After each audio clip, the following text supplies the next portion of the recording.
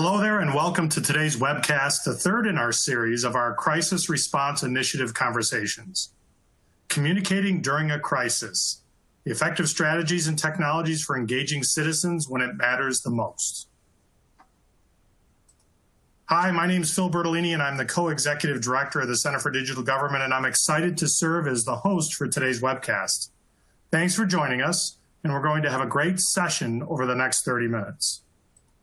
We have a few housekeeping notes on your screen, but I also want you to know on today's webcast, you'll be able to connect with your peers via LinkedIn, Twitter, and Facebook. For those of you on Twitter, please use hashtag GovTechLive or hashtag GovLive to share key takeaways, quotes, and learnings from today's webcast. So a little bit about our crisis response initiative. Over the next 30 minutes, we're going to be having the next installment of many new virtual conversations that are part of a new joint program we call the Crisis Response Initiative, from government technology and governing.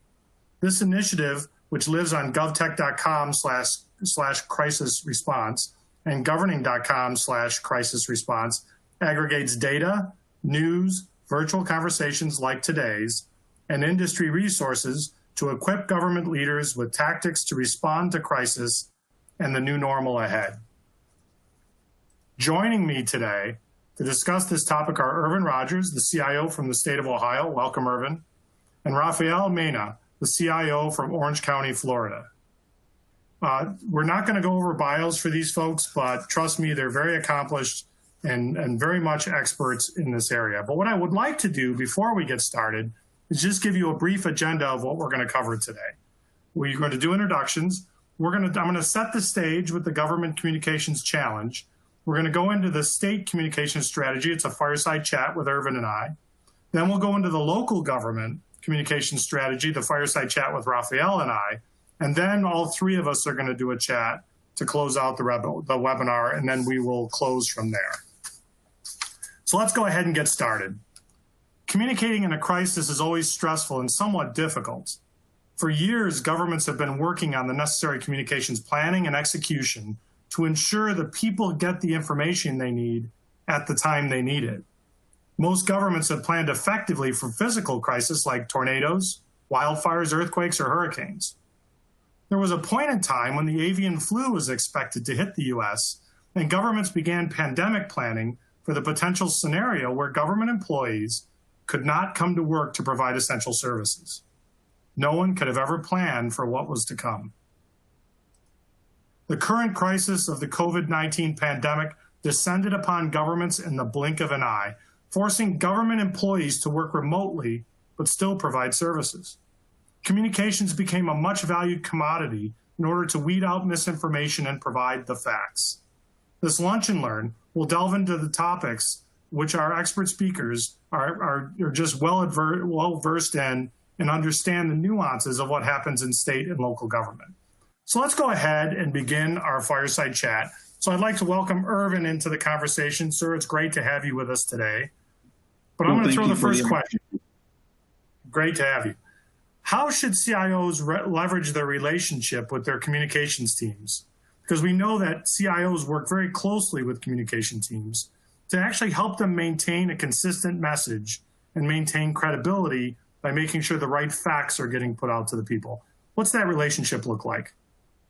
So from my perspective, that relationship with my communications team is extremely tight. I view them as my strong partner, right? It gives me an opportunity to focus in on day-to-day operations and future forecasts from a roadmap perspective, being strategic in nature, and leveraging my communications partners, a combination of Bill Teets and Melissa Bentz. They are phenomenal at what they do. They're able to help me to articulate it, to cross over to multiple different segments within our population of those that we need to communicate with. And so it's one of those relationships that I have come to really count on. And it's one that it's bi-directional. They're communicating with me just to check in to make sure, hey, we want to run this by you, and vice versa. So having that weekly checkpoint with my office and my communications team in addition to the governor's office and lieutenant governor's office communications team, has been really the winning combination. One of the things that I stood on when I took office day one, 18 months ago, seems like a lifetime ago, is that of collaboration. And so we've taken collaboration to the next level in these past 6 months to that of one team, one goal. So that's just a concept where it's along lines of we're all fighting for and striving towards adding content and value for our taxpayers. So Irvin, to follow up to that, was it difficult to get the right facts? Everything was happening so fast and the information was changing so fast because of what was taking place. Was it difficult to gather all the facts you needed to actually effectively communicate with the citizens? So one thing that and I've talked about this before, is there was a time where 6 months before, I felt like we needed to exercise our DR strategy and test those, because many times organizations will check the box to say, yes, we have a DR strategy, but how many times do you actually test that capability? So I think there are some things that we learned through the course of going through massaging, updating the information, and then actually running several tests that we found out that it wasn't as optimal as we all had once thought when you truly step back and really allow it to take fold. And so I think had we not have done that, we would have really struggled through the course of this COVID-19 era. But because we did some of the pre-homework, within 2 weeks time frame, once I got the word from our Governor Mike DeWine, we had folks home in a working from home standpoint. The communication was flowing. Our 5-day work weeks turned to 7-day work weeks, and that pretty much lasted or has lasted through the course of this pandemic, and we're starting to kind of get maybe down to a 6. So I'll take a 6 over a 7 and look forward to the days that we can get back to a 5-day work week. Was there, Irvin, was there a technology challenge here? I know that many states had to communicate on a regular basis from the governor, or they had to hold news conferences or do some sort of communications piece, whether it be different channels. Was there any technology struggles there, or were you pretty much ready? And were there any innovative technologies you were able to bring to the table to help that happen? That's a great question. And so one of the things that I can laugh about it now, but at the time I was not laughing. So Governor DeWine and Lieutenant Governor John Husted, they basically hold daily press conferences at 2 o'clock. Every day they were keeping all of our citizens updated with the latest information.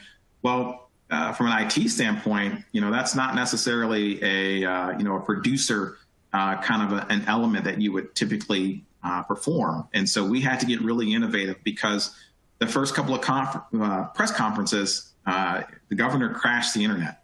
It went down. The communication was one directional. Sometimes you could hear him, sometimes you couldn't, and it was a really pain point. So we needed to become TV producers and innovators all at the same time, trying to get information out to the masses.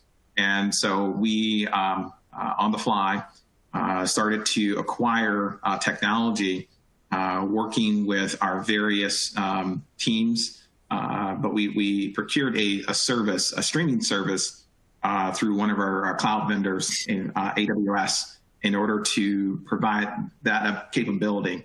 The system was set up to maybe handle 500 concurrent connections. We'd have a high day, would be along the lines of when the state of the state was given by our governor. That would be the one day that most people would tune in.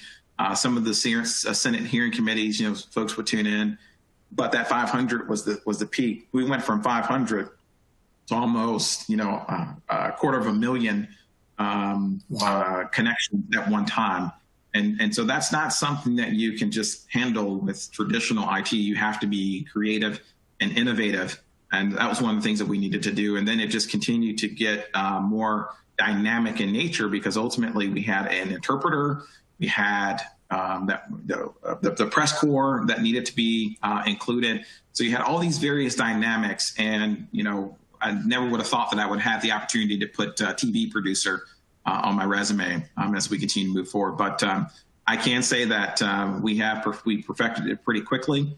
and became kind of a model, if you will, for other states to mimic, to get the information out, the much needed information out to the masses. Irvin, thank you for that. So stay tuned. We're going to come back when we're done talking with Rafael and have the both of you talk in a fireside chat. But thank you for that. I appreciate it. So what I'd like to do is move on. Rafael, welcome, my friend. How are you? Very good. And you? How are you doing, Phil? Good, good, good. So, Rafael, I know that local governments were really under siege, to gain information. I mean, public health departments and other entities of local government everybody was after them. And to get the right information out to the citizens, we all know that sometimes in local government, communications is right at the counter, or it used to be, right? When people could come in, shake hands, and actually do business. But now everything was remote. You had all your people remote, and you had to communicate in an effective way. So what innovative things did you do at Orange County to go ahead and communicate effectively with your citizens? As you indicated, Phil, living here in Orange County, Florida, we spent close to 6 months of our year in hurricane season. So over the years, we have taken the opportunity to implement certain technologies to make sure that our citizens are well informed on what's happening during emergency. We have developed smart apps. We have developed systems where people can join and be notified of events happening in Orange County. We have developed apps, for example, one's called OC News. At any event or any news that you want to know about, you can obtain that real time. But the key aspect of communication, what we've done here in Orange County, since this whole event started, since March, the mayor has taken the leadership this communications needs to be accurate communication, reliable communication. And what he's done is he's created what's called the Executive Policy Group meeting. We meet every single day for an hour. And the members of this committee, you have the health departments, you have the medical director, you have all the providers of health in Orange County, you have public safety, you have all the key players within this area that provides their feedback, provides their information related to the pandemic, and then that information is sent to all our citizens real time via all the different means that we have, via social media, via TV, via our website. So it's working very well. Not only that, but he has a press conference every other day where he pretty much provides this key information to all the citizens, visitors that are here in Orange County to make sure everybody's aware of what's going on.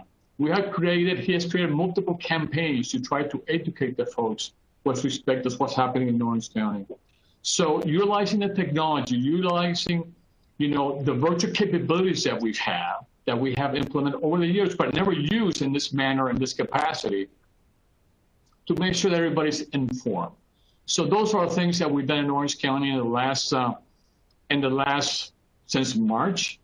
And as Irvin was indicating at the beginning, having these virtual meetings when you have 400, 500, 600 people at once, it becomes a challenge at the beginning, making sure that you have the proper resources, making sure that people are trained correctly to be able to handle these virtual meetings. But after, the 3rd or 4th one, it's gotten a lot better. The resources are there. People are trained how to use this technology. We've had it for a while, but not utilized as often as we're utilizing now. So now it's becoming pretty people asking for more capabilities and more functionality to be able to continue doing these WebEx and these town halls and these webinars virtually with all their citizens and business partners that they have to work with.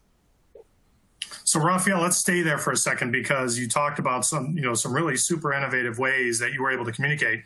Having those meetings every day had to help, right, to make sure everybody was on the same page. But when you talk about channels of communication, which channel rose to the top for you? Which was the one that was the one that you relied on the most to make sure you got to the most folks? Social media continues to be one of the most popular ones. So we have, within Orange County, we have a large communication team, okay, that is focusing on responding real time to all these events. But in reality, I think the one that continues to be the most popular one is TV, okay, radio.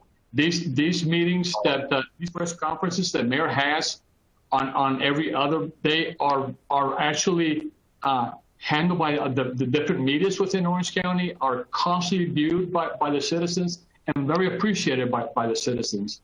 Of course, we have all other channels. For example, we have 311. That's a way for our citizens to communicate with us and via phone or via chat or via email.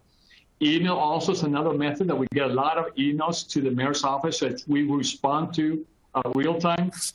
But continues to be the TV continues to be and radio continues to be a way to get to the masses in a big way right now. So it's always amazing to me when you see these different channels as they take the lead in certain types of communications, and then you go to the standard television and radio and how that becomes so important to so many people. What was your biggest win in all this, Rafael? So, there's, the meetings every day, the ability to communicate. What's your big win? What's your big value proposition for being a solid, good communicator during this type of crisis? What's your win?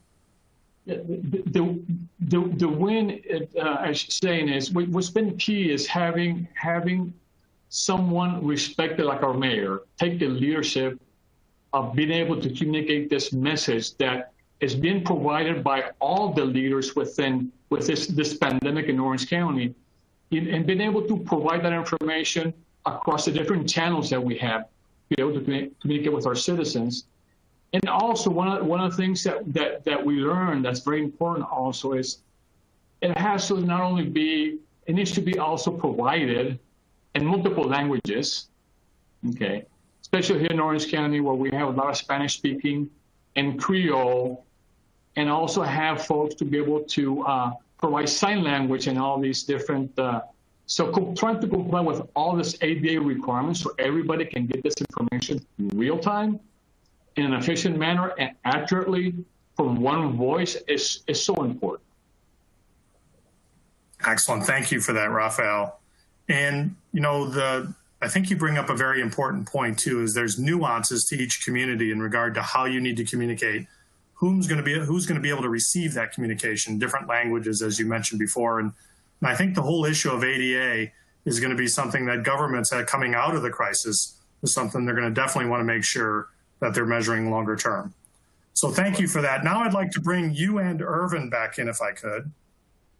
And I'd like to have a chat with both of you. So I'll address the question to one, but please, I'm expecting both of you to weigh in because I think this is a dynamic here where you have someone from state government, you have someone from local government, and how the ability to get the information down, because we all know that county citizens are state citizens. And there were reports during the pandemic in some cases where the information coming from different levels of government might not have been consistent with each other as it was getting relayed to the public. So I'd like to start with you, Irvin. Did you find that in Ohio? Were there issues where what was coming from the state was a little different that might have been coming from the counties and public health departments at the local level? So I think, early on at any pandemic, folks are trying to figure out, getting their bearings just right. But what we were able to take advantage of by taking advantage of some of the collaboration tools in place with the video chats and the video conferencing, et cetera, our governor had established a monthly call with the Mayor's Alliance. So that was an opportunity for us to do that. From a sheriff's county perspective. So there were various avenues in which we've communicated to make sure the information was getting out. And sometimes folks got maybe 5 different messages, but the good news is that it was all consistent messaging.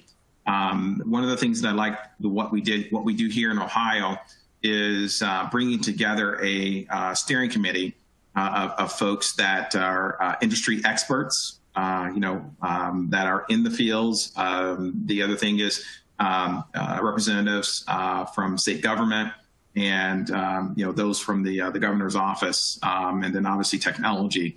And then just having that conversation versus developing and communicating from just one particular angle. So I think that has been a proven something that has been really helpful. And to Raphael's earlier point, we put a lot of effort into making sure that the message is translated well versus, Somali, to Spanish, to you name it. If you go to our coronavirus.ohio.gov website, you can translate that website into various languages based on your preference. In addition to that, we made sure to address all sorts of needs, whether it be the deaf community, whether it be visual, audio, et cetera. So I think to Raphael's point, that's going to be something that will continue to get a magnifying glass so that we are all on the same page. But we leverage those existing communication channels in order to get our message out, and the daily 2 o'clock press conferences definitely helped. Excellent. Thank you, Irvin. Raphael, from your point of view, was there mixed messages at all in regard to what was getting out there, and how were you able to deal with that? Here in Florida, we follow a similar protocol that Irvin explained. That the state of Florida, they built this dashboard that all the different counties and cities feed to this dashboard.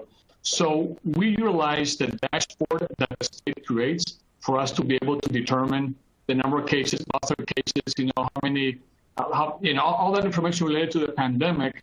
Now, of course, internally within Orange County, we have the health department of Orange County, which they also track our numbers very specific to Orange County. But all these numbers are pretty much in sync with the dashboard of the state. So that becomes our Bible when it comes to the numbers regarding the pandemic. It's interesting. There were so many numbers that came out early, and everybody was searching for those trend lines, and each state was different and each locale was different. So I applaud you both for being able to try to make sense out of what these numbers say and what kind of message they were sending. So Raphael, I want to stay with you for a second, though. One of the struggles that we heard around the country was when people bombarded the unemployment insurance systems, they also didn't really know where to call. They were pounding on state systems to try to get their benefits. At the same time, they were trying to find people to give them answers.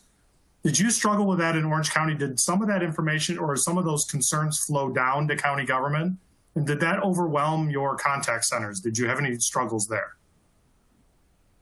Very good question. Yes, we did. I oversee also our 301 call center, and still to today, because our citizen, we all work for our citizens, right?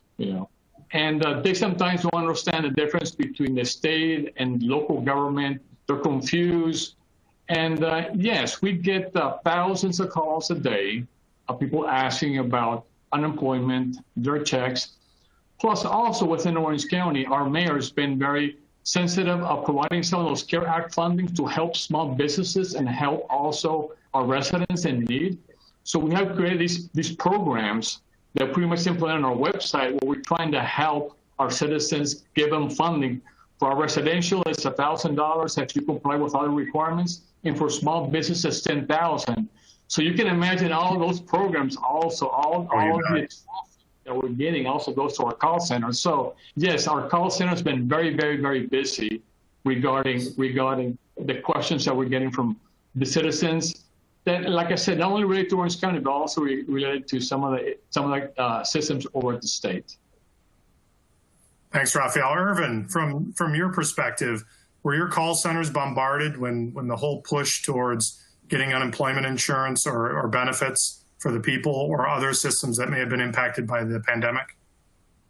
This pandemic has brought unprecedented amounts of volume across the entire footprint.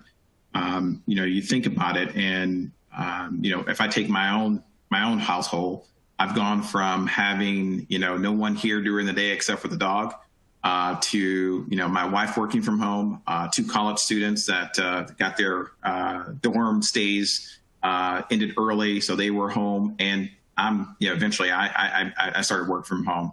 And so you start to push that volume to different areas, and folks are quarantining, they are stay at home types of orders, et cetera. So yes, we've seen unprecedented amount of volume and traffic, not only to our press conferences that I talked about earlier, but to our unemployment system, to our healthcare.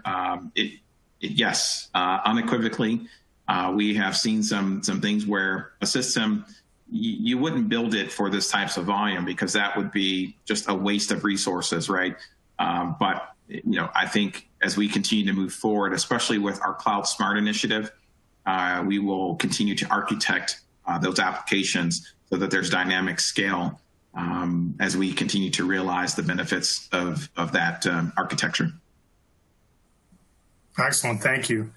So believe it or not, our half hour is almost up. But Irvin, I'd like to stay with you for a second if I could. What advice would you give to state governments around the nation in regard to communicating in a crisis? What's your piece of advice you want to leave them with today? So I have a dear friend over at the Department of Public Safety. He's the Director Tom Stickrath, and there was a sign that was there that I loved. And basically what it said was, it's very simple and simplistic. Communicate, make a decision, and communicate.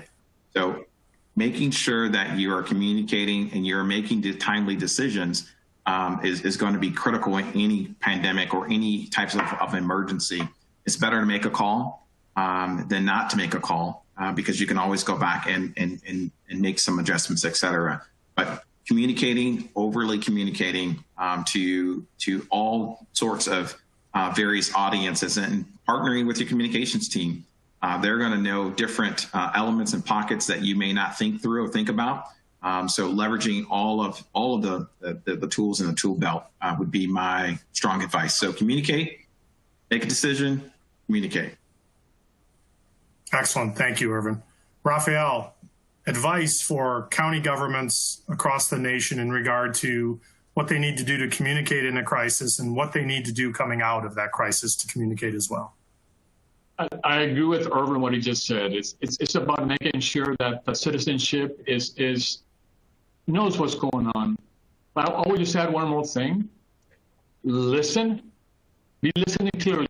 Have those tools in place where you can pretty much listen what the people are saying, what your citizenship are saying.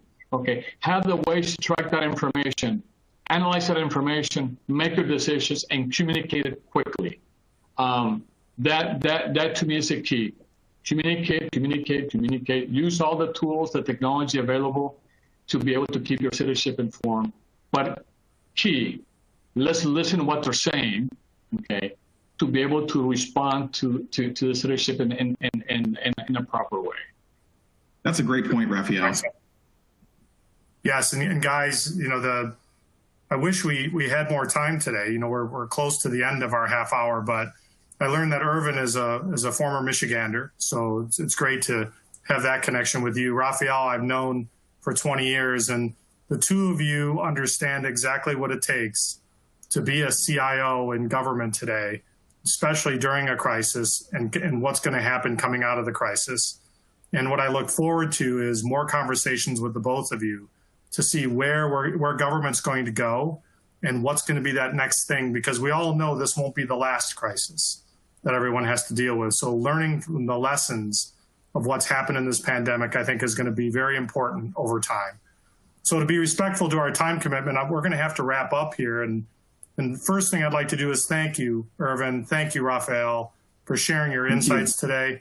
It was great to have you both, and your comments mean so much to CIOs around the country. Thank you so much for that. The other thing I'd like to do is I'd like to thank our sponsors.